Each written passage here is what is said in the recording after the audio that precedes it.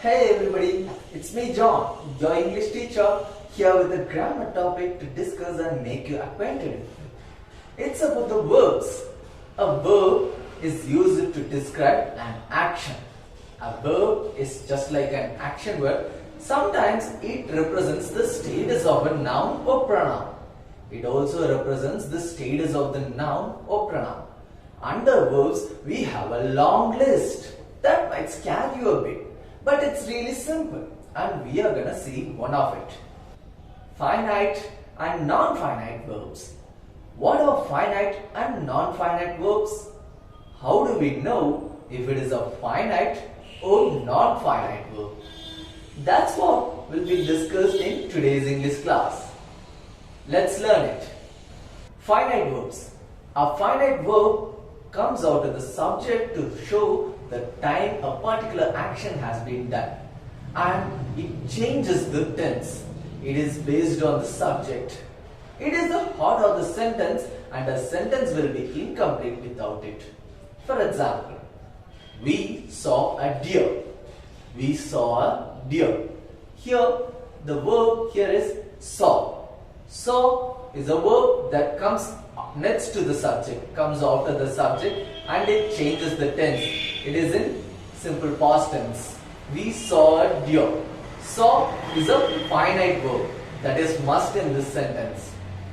In the other hand, we have non-finite verbs that may or may not present in a sentence as it does nothing with the tense. It does not change the tense. It comes in a sentence as infinitives or gerunds or participles. Yes, non-finite verbs comes in different forms as infinitives or gerunds or participles. Infinitives come with or without to. Infinitives come with or without to, and it is the base form of verb. Infinitives mostly be the base form of verb. Gerund is the ing form of the verb.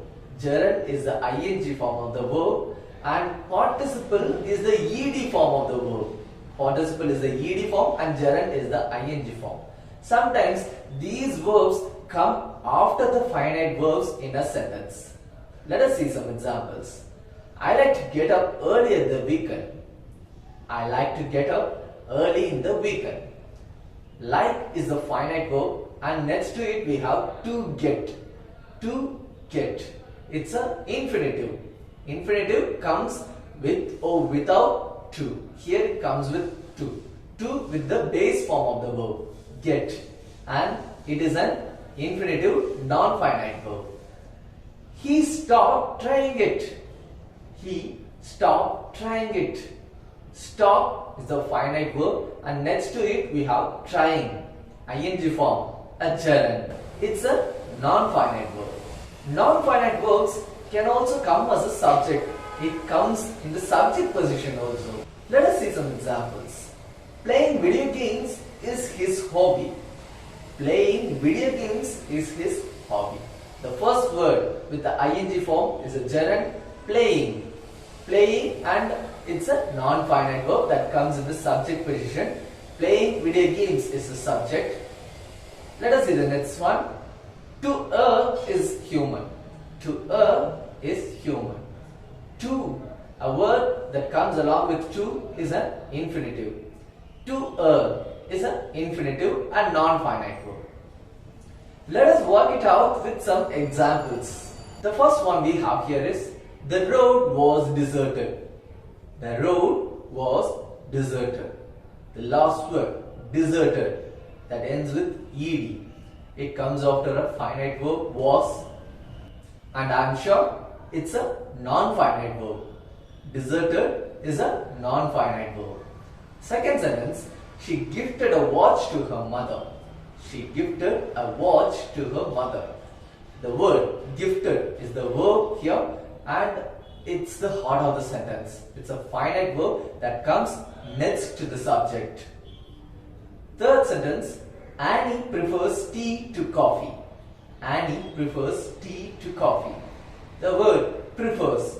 Prefers is the only verb here. It's the heart of the sentence that comes next to the subject and it's a finite verb. It changes the tense here.